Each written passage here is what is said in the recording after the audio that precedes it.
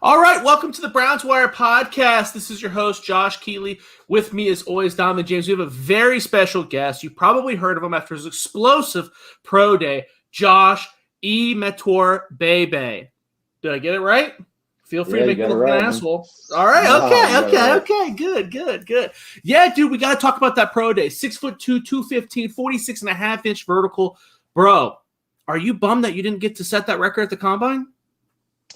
I am. I mean, it is what it is, honestly. I mean, I'm glad that I was able to do it, and I guess it was able to kind of, circulate throughout the media, but it is what it is. I mean, nobody's able to perform at the Combine either, so it's like, oh, man, other people were able to go and I wasn't. Like, we're all in the same boat this year, but it definitely would have been awesome if I were to be able to display it and, have like a similar to DK Metcalf effect, because he's definitely somebody that's inspired me, and I've kind of seen how his career has taken off after his performance at the Combine. But I mean, I trust, there's another day for me to fully, express everything that's inside.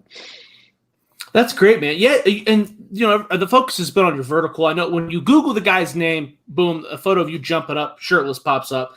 You're a strapping lad, by the way. Yeah, absolute unit, as they say. But you killed it. You ran like a 4.48, and then you had what I thought was super impressive. You benched 225 24 times, right?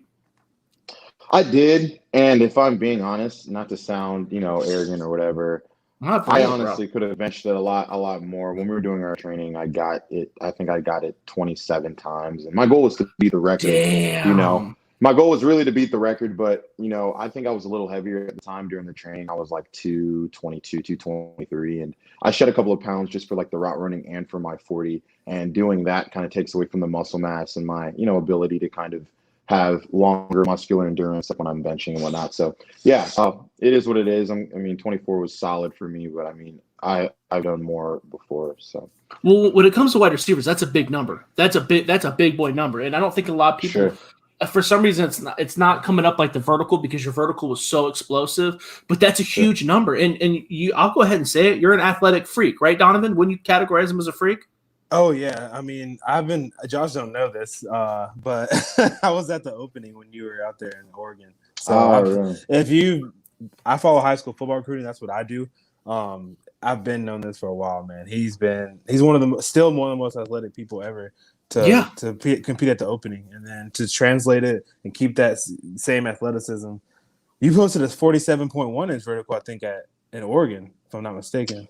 Yeah. So yeah, that's what. But so I mean, it's just he's been a viral sensation, been a freak athlete. So and Powerball toss, shuttle run, all that stuff, man. Just one of the best. Yeah, I mean, you check a ton of boxes physically, off the field. You've been absolutely.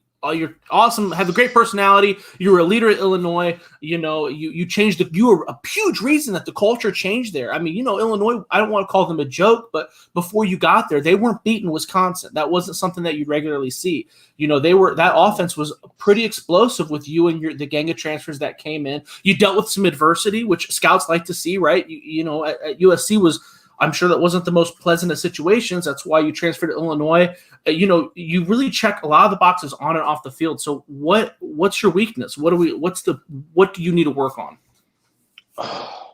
Something that I wanted to work on more so than anything else was just becoming like a more complete receiver. And I'd say that that's something that was, I guess, hard to kind of really express, just because we ran like a different offense. Our offense was more so spread, and we had a lot of RPOs, so we didn't really run like the full route tree. So if you look at my highlights, like I'm either running a hitch or like I'm running a fade, basically, because I was the backside receiver, and if he's pressed, I'd run a fade. If he was off, I'd run a hitch, and that's just kind of how it was. So I didn't get to show, I guess, how versatile I can be in terms of the routes that I can run, and if I can run in the slot, or if I could be in the backfield. So yeah, I just feel like maybe just the whole route tree. But again, like I said, that wasn't really called upon for me to do in my time at Illinois. So yeah, I guess it's something that's going to be a point of emphasis, just because I know pro style offense call you to be able to run the whole route tree, So that's definitely something that I feel like I need to, put a lot of more time and attention into. And is that something you're doing currently? I mean, how do you do that in the current age of COVID? Yeah, I mean, it's just nothing something that's like anything that's extremely difficult, really. I mean, it's just really honestly knowing how to sink your hips, right? Sinking your hips and getting out in as few steps as possible, right? Sinking your hips, having forward body lean, which allows you to kind of have the nose overtone, which allows you to decelerate quickly and then reaccelerate as you're coming back to the ball. It's just like a movement that you train, but if you're not training the movement, then you're not going to be necessarily efficient at it, you know? So yeah, just kind of practicing that. I practice it probably every day, right? Just the steps so that it becomes muscle memory. And then like when I do it, it's more smooth and it's more efficient. And you obviously, were the leader in the Illinois clubhouse in many statistical categories with receiving yards. With the NCAA granting that extra year, did that thought ever cross your mind, or you knew 100%, nah, it's time for me to go?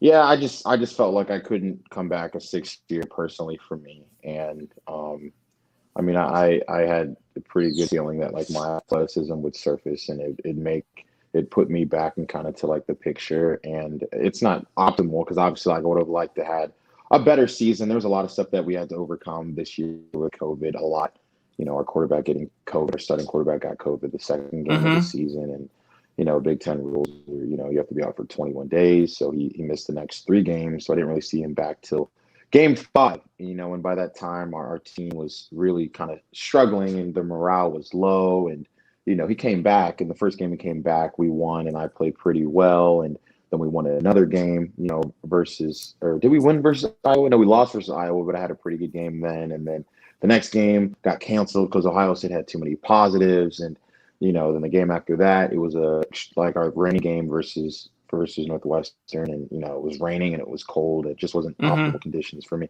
So it was, and I'm not even someone to make excuses just because like I'm a guy. I really believe like if there's a will, there's a way. But again, like I said, it just was a very, very hard season for us and for me personally to really show exactly what it is I can do. So I mean, just knowing all that and considering all that, I know that wasn't me, and that I haven't played my best football yet, and I'm definitely willing to, take a chance and know that, like, again, the cream rises to the top. So I'm not really worried about anything about like when they think that I'll get drafted or any of those things. I'm just honestly just ready to take advantage of the next opportunity that I have.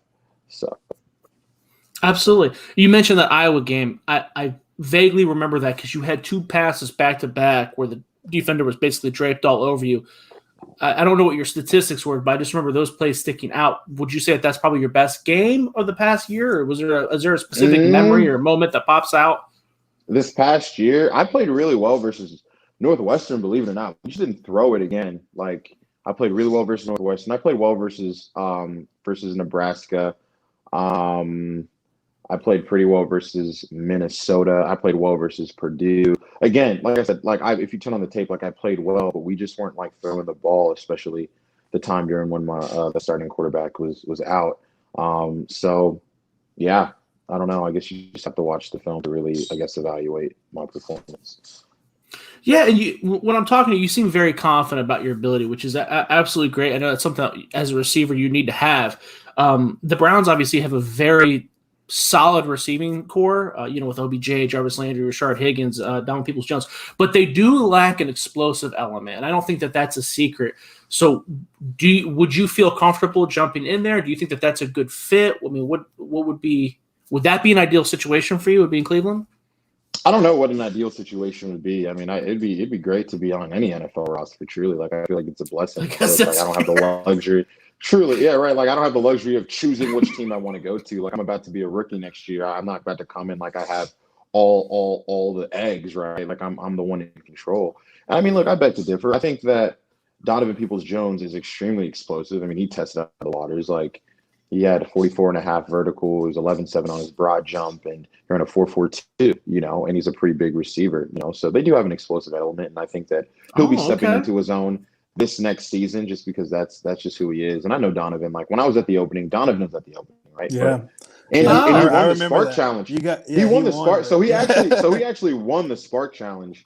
And I mean, yeah, he won the Spark Challenge, and he was a junior, and all of us were about to be seniors, and he was about to be a junior. Like he came to the opening twice, like our year and then the next year. Like he's that good, right? So yeah, I mean, Look, like I said, I'll be blessed to be able to play for any NFL roster. And anybody that needs me and sees my value and wants to help me bring out my potential, I feel like is the team for me. That's fair. That's a fair question. Before I hand you off to Donovan, I heard in a previous podcast, or I think it was on the Big Ten Network, that you and your brother like to slam on the Marvel movies. Is that like your go-to? Oh, 1,000%. I'm glad that you brought that up. Honestly, like that's literally Really? Marvel Okay. Universe. It's the best. It's the best to me. Like I'll never get tired of watching it. And I don't know. Like I like to watch movies with subtitles just because it's like reading a book. But at the same time, you read a book, but you have the visual image. You don't have to try to imagine what's going on. Like you see what's going on. When you watch movies with subtitles, right? It just adds another dimension to the movie, another dimension of understanding. And I started doing that with the Marvel, and it's just genius. It's just geniusly created. Honestly, they're all intertwined perfectly, and yeah, it's just like my favorite movie series to watch. Truly. So do you watch WandaVision too? Like, do you get into the comic books and the Disney Plus shows too, or? I mean, I probably should if I'm saying that I like it this much, but I have not. No, I haven't. No, I haven't really gotten into the comics. What about you? You don't watch WandaVision either? I don't know what WandaVision is. What is WandaVision? It's the new Disney Plus show with the Scarlet Witch and Vision. Yeah, and like, really you like it. Oh, yeah, you know really? how you know how he dies. She brings him back to life. And blah, it's blah, good. Blah, blah, blah. It's all right. Oh, really? Okay, no, I haven't. No, I haven't. It's more than all right, man. He's Captain. What's your go-to? Who's your favorite? Iron Man, without a question. Tony Stark, honestly. Oh yeah. Robert Downey Jr. Period. Like he's probably my favorite actor. Like he's really brilliant. He's brilliant. Yeah, he's brilliant, and he's just seamlessly like he's so brilliant. I love the persona of Tony Stark, and I mean he was born in April, just like I was born in April, and we both have the ENFP personality type, and he's just an awesome guy. I just love the way he communicates, and he's very effective, and he's a leader, and he just has this just contagious energy that he brings into every situation. Yeah, I love him in Iron Man. I love him in the Sherlock Holmes. I just think he's brilliant, truly. I do. Damn. Okay. Yeah. All right. So if you were a Marvel superhero, that'd be the one. You'd be Iron Man. If I were a superhero, I think he'd be the coolest one to be, just because he's. I mean, look, he even says in the movie, like billionaire, playboy, philanthropist. Like that's who he is. Like he lives life, and he's a genius, right? You know what I mean? Like, and he's a genius. You know what I mean? Like he created the suits. You see what I'm saying? The suits can do anything. Like he has Jarvis that can communicate and tell. It's like Siri on steroids, right? Like he literally has it. Truly, like it's just honestly a marvel to me. And he has so much money. Like it's just I love his life. It's just so awesome to me. So. All right, okay. I'll remember that. I'll put that down. Donovan, you want to steer it back to football and ask some questions you got? Well, I got some different outside the box football questions. That's how I am. I kind of want to take it back. Josh went, forward. He was talking about fighting in Illini. I want to take it back, way back, man, in Northwood High School. Sure. Yeah. Come on. Yeah. I mean, like I said, I didn't go to high school in Georgia. I went to high school in California. That's where I'm from. But I lived a long life in Georgia, 7 years there. I know I cover high school football in Georgia. Northwood Net's got some studs, man. Your brother, Daniel, who's great, man. I had a friend interview Daniel back in the day, K-State. This is not too long ago. Donovan James, Mitch Hyatt, Jarrett Cook on the football side. CJ Uzma. I mean, you got Ephraim Morales. Yeah, I mean, they played Charlie Blackman. Ephraim Morales, yeah. Yeah, who's the most athletic, though, from Northwood Net? Because you guys got super athletes. Charlie Blackman is one of my favorite baseball players. So if you want to say him, that's fine. Charlie's good. But if you say yourself, that's cool too. Or Dan, your brother. Who's the most athletic? Right. Who's the most athletic? Gosh, that's a great question from North Gwinnett. That's a great question. I didn't even mention Blake Wood too, who plays baseball now for the Angels, I believe. Yeah. So, yeah. Okay. Who has the biggest name? I guess you could say Jared Cook has the biggest name. That's fair. Like someone who I really looked up to at my time. His name was Nate Brown. He went to Missouri, and he was literally. I wanted to be just like him, and I feel like in life it's always as you're chasing your dreams, it's always important to find people to kind of catch, like people who are at places that you want to be at. So at high school, in the high school level, it was Nate Brown for me, right? Because my sophomore year was his senior year, and he was receiver of the year. He had 22 touchdowns. He had, I think, like 30 offers or whatever, and he was a 4-star recruit and all these things. And I was just like, I just saw him and I saw success, right? And I wanted everything that he had. So everything he'd do, I try to do. So I'd say for me, somebody that really inspired me would probably have been Nate Brown. So yeah. Okay, Nate Brown. I'll take that. All right. Mhm. And kind of moving forward from that, obviously your time at LA at SC with Coach Clay Helton, Coach T. Martin, all those guys. You put on one of the more talented teams at USC past decade, I would say. I watch every USC game, man. All spring games. I went out there a couple years. Sadly lost to Josh's Ohio State Buckeyes though that year. I remember Sam Darnold last game, and you were just in the receiving corps with Trevon Sidney, Tyler Vaughns, Deontay Burnett, Michael Pittman, Stephen Mitchell. I mean, just it's insane, man. That team was loaded. Juju Smith. Smith. I didn't even mention. They used the Dory on offense. They used the Dory on offense a couple of times. Yeah, no. I'd say that my freshman year, Ronald Jones. Look, when we played Penn State, it was incredible. Like I said, like most of those guys, a lot of those guys, ended up playing in the league or getting shot in the league. I think my freshman year, we had 14 guys sign on NFL rosters that year, and it was crazy. Like I said, it was probably the most talented team that SC has had in a while. And I remember when we played Penn State, literally just the guys that were on the field at the time. So even us and Penn State, right? So you had Rojo at running back, you had Sam Darnold at quarterback, you had Juju Smith-Schuster at receiver, on our side. And then on their side on offense, you had obviously Saquon Barkley, Chris Godwin, and then, the guys that were younger that weren't playing, you had myself, Michael Pittman, my brother was starting at the time, Kerry Angeline, who's a starter. He was a really good player. He transferred to North Carolina State, probably going to be a day 2 draft pick, really good, 6'7", just tons of talent all over the field, a lot of young guys. So yeah, it was a really, really talented roster we had at SC. How was it like being in that receiver room with those guys, though, man? And then T. Martin is your receiver coach. That's just because he's a legend too in his own right, Yes. So how was it? No. Yeah. It was honestly, it was great. It was really. I say it was really competitive, and I definitely feel like we brought out the best in each other. Like everybody was an alpha male. Like we had 5 receivers in my class, right? Me, Trayvon Sidney, Bayless Jones, Tyler Vaughns, and Michael Pittman, and all of us were. So I think I was regarded at the time as the number 1, give or take, receiver in the state. Me and Kyle Davis at the time, it depends on the site that you looked at. Yeah. Bayless Jones was the number 1 receiver in Alabama. Tyler Vaughns was the number 1 receiver in California, and then Michael Pittman was the number 1 athlete in California, and Trayvon Sidney was the number 2 athlete in California. So it's just like we all felt like we were going to go and just take it by storm, and bringing that. At first, it was pretty combative, pretty evasive. Like nobody really wanted to give in to anybody. But after we all redshirted, everybody except for Michael Pittman redshirted, because he was playing special teams early on and stuff like that, and found a way to to be on the field. But until that, everybody was kind of butting heads, and there was a lot of what I'd call a power struggle. So, but yeah, we ended up learning to work together and making each other better, and yeah, it was a great experience. That's awesome.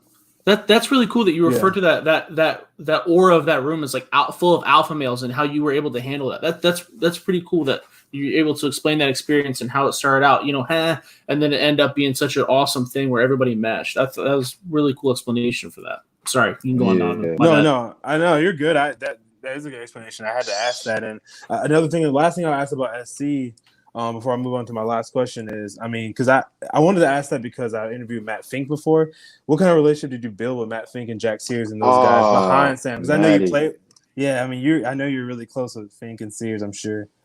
Yeah, I was really close with Fink. Sears was cool. I was a lot closer with Matty though, because Matty was in my class, and me and him, Michael Pittman, and Wole. I don't know if you know who Wole Batiku is, but Wole Batiku, we all graduated early, right? So we knew each other before the whole class came in.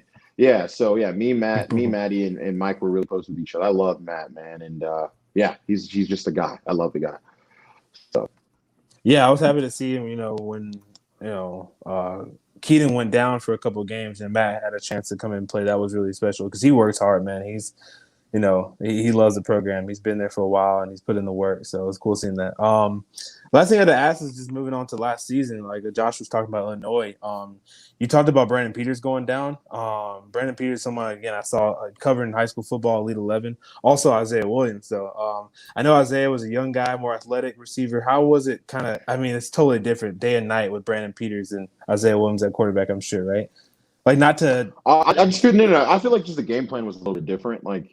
I feel like Brandon he's more of a pure pocket like passer, right? Like that's kind of his forte. And Isaiah's a playmaker, right? The guy makes plays with his feet. Like we call him like a mini Kyler Murray because he's so explosive and he's so elusive, right? He just knows how to make plays, right? Like that's his staple. That's the main thing that he's able to do well is to make plays. Like when he can't find his first read or the pocket breaks down, he's able to get first downs seamlessly, Whereas Brandon is more, I'm poised back there, 1, 2, 3, throw, like more like of a quarterback, a pocket, a pro style quarterback that you would expect.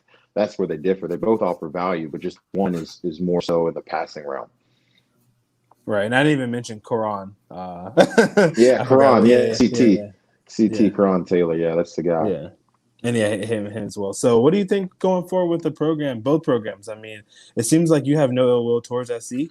Everything is just you wanted to, you got your master's at Illinois and everything worked out for you. I feel like obviously COVID didn't work out for any player in particular. I mean, I guess unless you went to Alabama or Ohio State, schools like that or whatever. But sure. I mean, Illinois going forward, new coach, USC. Clay Helton coming back. Keatley looking pretty good last year. What do you look? Are you going to look forward to those two programs? Like, what do you look forward to for those two programs?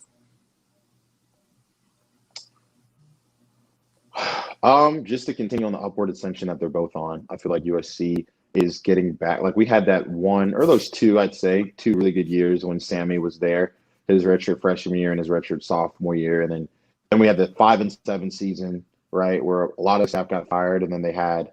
The season before this last season, where they went, I think like 9-5 or something like that, or 9-6. And, now their recruiting class is starting to get better and stuff like that. And I think the same thing for Illinois. Like, I know last year was terrible. It was a nightmare for all of us.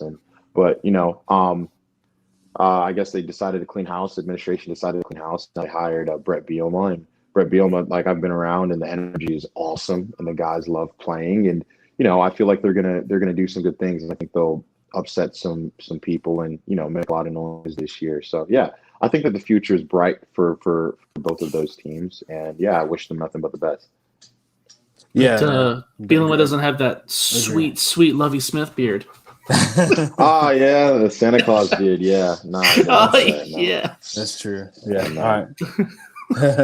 thought that would get him another year. Damn it.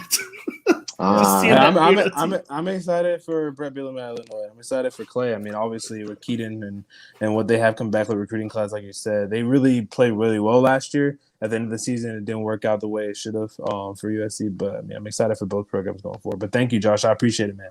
A lot of questions I know I threw at you, kind of some old school ones going back home to Georgia, but.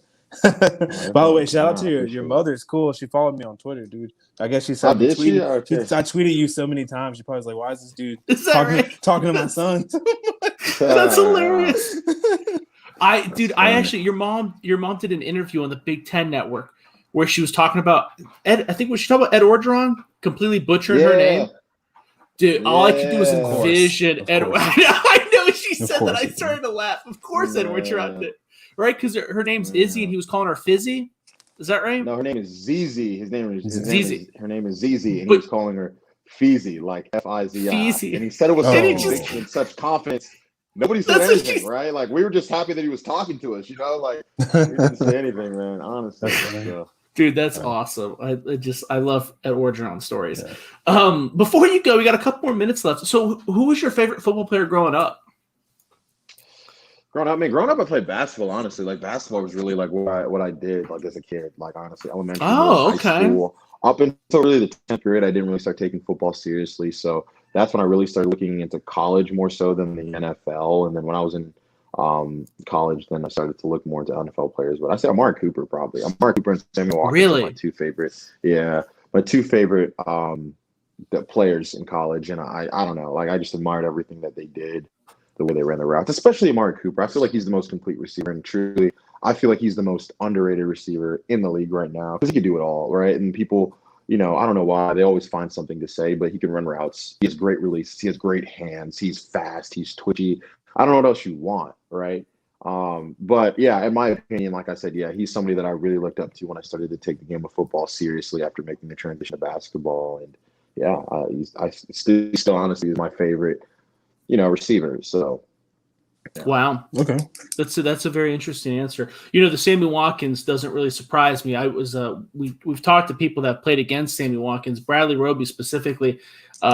Whenever you ask him like, hey, who's the best player you played against? This is a long time ago, but immediately as soon as you open your mouth, it's like Bradley Roby or Sammy Watkins. Sammy Watkins. He'll admit Sammy Watkins worked him like a rodeo clown back in the bowl game. So yeah, I definitely see that athleticism. Yeah. Who is that? Or is that someone you would compare yourself to, those two guys, or is there someone that maybe better fits your mold that you see, or what's a good comparison for you?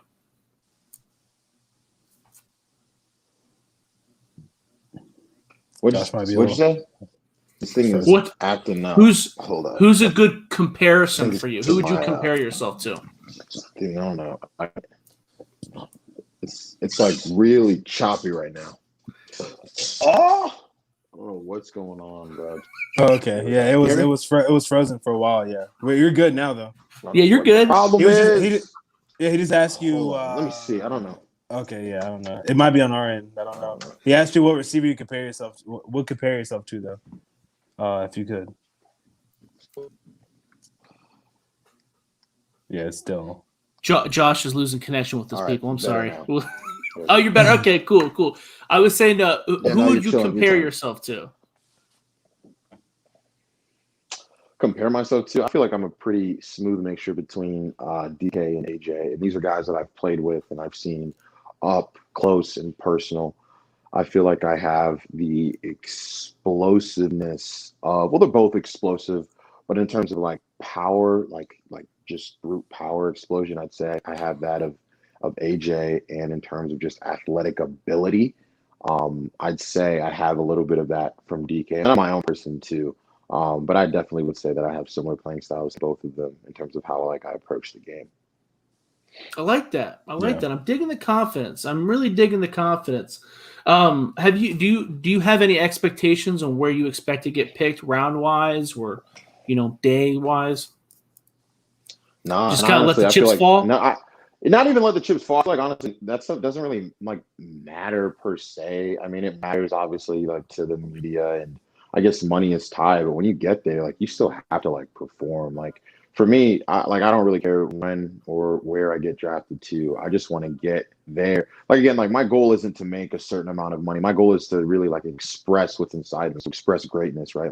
That's what I want, and that's what will satisfy me. I'm not satisfied even when I broke the record. That doesn't satisfy me because I know that again there's more to me that needs to be brought out. So like I said, there's nothing that I'm really looking to specifically. I just want to get locked in, grind, and then allow the fruits of my labor to start coming forth. So yeah, that's really what's on my mind. Damn, if you can't make it, which I'm sure you will, but you could be a motivational speaker for sure, dude. For sure. But I appreciate you. I appreciate you coming on the show. I appreciate you joining us. Is there anything else you want to mention before we end this thing? No, I just want to thank you guys for having me on the show. Surely, yeah, I appreciate it. Thank you guys for the great questions, and yeah, I wish you guys the best as we both go on. So yeah, wish you the best. I'll put you on my Madden team, man. When you're on the game, I got to get some athleticism on my dynasty team, so I'm gonna put you on the team draft pick. So I know you're on the if you're on the sticks. If you're on the sticks, man, let me know. I don't know if you're Xbox guy. I just picked up. I'm a PlayStation guy, but I play FIFA. I play a lot of FIFA. I play FIFA and I play Modern Warfare. Those are the two. Okay, dope. I love Modern Warfare too. All right, man. All right. So do you want to tell everybody where they can follow you? If you don't know, he's really into Culver. So if you want to DM him some Culver's gift cards, I'm sure he'd love that. Do it. I would love that. Would love that. And I'll Where call can- you back, or I'll sign something for you, whatever. Yeah, DM me some Culver's gift cards. What else do I like? I like Garrett's popcorn. I don't know where these fans are at, but Garrett's popcorn is pretty big here in Illinois and Chicago. Yeah, I can't really think of anything else, but yeah, follow me on Waffle Instagram House if you want to. A Waffle House is good, but follow me on Instagram if you want to at Imatorbhebhe, and follow me on Twitter at the same username and handle. So yeah. Of course, Big Play Baby wants people to follow him on Instagram and see all those shirtless pics. I used to be ripped too, Josh. But this was the Browns Wire Podcast. This is Josh Keatley, Donovan James, and we are out.